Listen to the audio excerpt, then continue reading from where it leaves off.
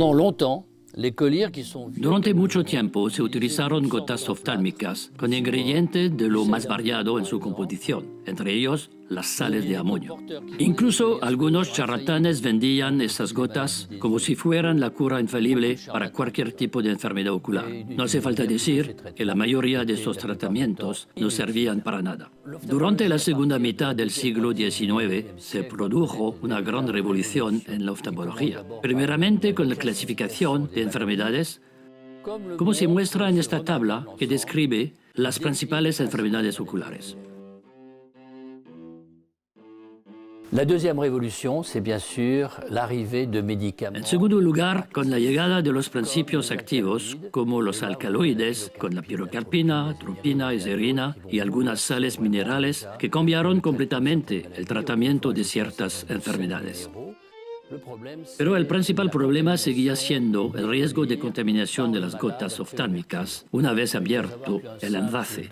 Tan solo el roce de la punta del dedo o una pestaña es suficiente para contaminar las gotas. Por esa razón, los oftalmólogos más importantes de Europa se centraron en investigación sobre cómo preservar estériles las gotas. Mi antepasado, Paul Chibret, fundador de la Sociedad Francesa de Oftalmología, fue uno de ellos. Unas palabras sobre Paul Chibret. Paul era médico militar y ejercía como profesor en la Escuela Imperial de Medicina de Estrasburgo.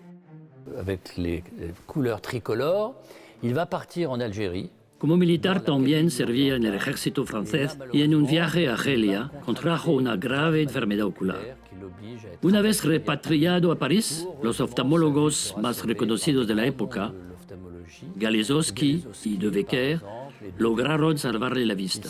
Paul les había prometido que si conseguía salvarle la vista, se convertiría en oftalmólogo, y así fue. En 1875, Paul Chibret se instaló en Clermont-Ferrand y inmediatamente creó el departamento de oftalmología en el ahora cerrado Hospital Hôtel Dieu. Instaló quirófanos, por las mañanas operaba a los pacientes sin cobrarles nada y como las enfermeras del hospital eran monjas, tampoco suponían ningún coste para el Estado y por las tardes ejercía en su clínica privada.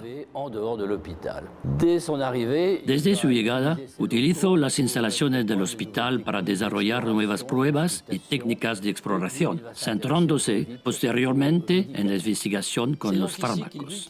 Fue aquí donde realizó numerosas pruebas con diferentes tipos de antisépticos, buscando mejorar la conservación de las gotas, aunque sin lograr grandes resultados. Después probó con las pomadas, ya que resistían sin contaminarse durante más tiempo y además eran más seguras que las gotas oftálmicas. El problema permanecía porque aún no se había descubierto el excipiente correcto. La glicerina irritaba la conjuntiva, la manteca se volvía rancia y la mantequilla también, aunque se lavara con agua de rosas.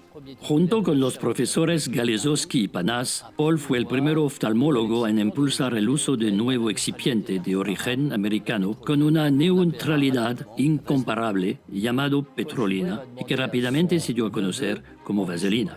Paul Chibret pidió a su sobrino Henri Chibret que abriera un laboratorio para la manufactura de pomadas oftálmicas, Tubos Chibret, que se inauguró en Clermont-Ferrand en 1902. Pero fue Jean, mi padre, quien logró el mayor avance. Mi padre era un verdadero visionario. Lanzó la primera gota antibiótica, innovó en todas las clases terapéuticas, abrió el Centro Global de Documentación más grande en oftalmología, produciendo cientos de películas sobre esta especialidad. Alors, à partir de 1945, A partir de 1945 se produjo una extraordinaria revolución en el área terapéutica de la oftalmología. et la pénicilline. Et j'ai retrouvé avec La primera de estas grandes innovaciones fue la penicilina. Me emocionó enormemente encontrarme una muestra de 1 gramo de penicilina de Fleming en el Museo de Historia de la Medicina en París. toute cette révolution va se poursuivre. Esta revolución continuó durante la segunda mitad del siglo XX. Las gotas oftálmicas sustituyeron a las pomadas gracias a la rápida evolución de los envases industriales. Apareció la botella de plástico, los tapones de plástico se podían producir. Sin embargo, el problema de la contaminación continuaba. Solo con que el paciente dejara sus gotas cerca de una fuente de calor o expuestas al sol era razón suficiente para que crecieran bacterias. El aspecto era muy parecido a un merengue y esos envases contaminados se tenían que devolver a la farmacia. Recuerdo un día que mi hermano y yo robamos algunas de estas botellas y nos divertimos jugando con el merengue que había en los envases. Por supuesto, nos metimos en graves problemas. C'est là où mon père va intervenir en... Entonces mi padre tuvo la idea de añadir conservantes en las gotas para que pudieran ser estériles durante un periodo de 15 días. Alors, quel conservateur utiliser? Pero, ¿qué conservante? En un principio se utilizaron derivados del mercurio, pero ocasionaban a menudo eczema en los párpados. Entonces mi padre tuvo la idea de utilizar benzalconio, un amonio cuaternario que parecía muy prometedor. Sin embargo, los conservantes no son la mejor solución. Les voy a contar una anécdota de mi padre. En aquel entonces, los residentes de oftalmología venían al Instituto Chibré para preparar sus tesis. Y cuando se iban, mi padre les daba una botella de benzalconio para que limpiaran los parabrisas de sus coches de suciedad y mosquitos. Desde luego, lo que sirve para limpiar un parabrisas de suciedad y mosquitos no es lo más adecuado para los ojos.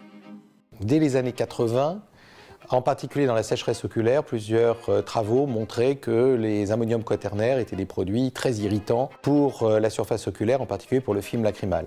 Les années 90 ont été marquées par la découverte que les médicaments utilisés dans le glaucome pouvaient entraîner des réactions inflammatoires, des réactions d'irritation importantes. Mais la relation entre le conservateur et les effets secondaires des médicaments au cours du glaucome n'a été faite que par les travaux que j'ai conduits dans les années 90 et qui ont été publiés en 94 et qui ont conduit à cette découverte, cette prise de conscience que le conservateur pouvait jouer un rôle. Ensuite, les travaux expérimentaux, cliniques, des travaux en laboratoire, qui ensuite ont été confirmés par d'autres équipes dans le monde, ont conduit à une accumulation de données permettant de mettre en évidence que le conservateur jouait un rôle, peut-être pas exclusif, mais en tout cas un rôle déterminant dans ces phénomènes d'irritation, de sécheresse, d'allergie, et qu'il fallait au maximum essayer d'en réduire la quantité, voire même de les éliminer complètement. L'industrie, bien sûr, a cherché...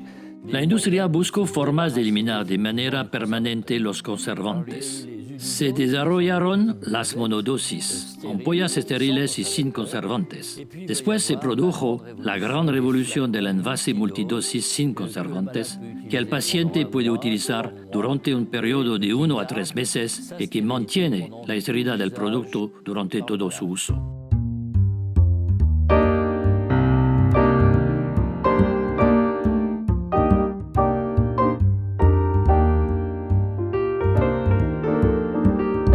C'est ici que va naître... La revolución de los sin conservantes nació aquí. Fue mi padre quien introdujo los conservantes en las gotas oftálmicas y soy yo, su hijo, quien encontró la forma de eliminarlos por completo. Y es así que después de 10 años de investigación lanzamos el primer envase sin conservantes, el ABAC.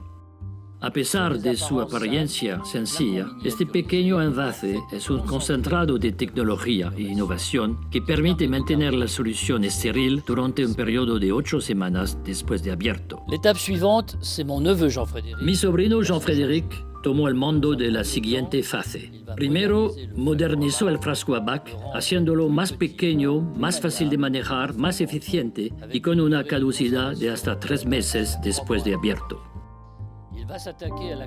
Trabajo en la prevención de la contaminación en geles, especialmente en geles para limpieza palpebral, al lanzar el tubo tecnología Sterifree, que dispensa el gel estéril sin conservantes durante toda la utilización del producto. Finalmente lanzó el EasyGrip, un envase que completa la línea multidosis para otras moléculas, en particular en el área del tratamiento para el glaucoma. Hoy los pacientes tienen una gran variedad de tratamientos sin conservantes. Hoy, la batalla contra los conservantes se ha ganado. Estos 150 años de historia demuestran que detrás del éxito casi siempre hay una mezcla de tradición e innovación.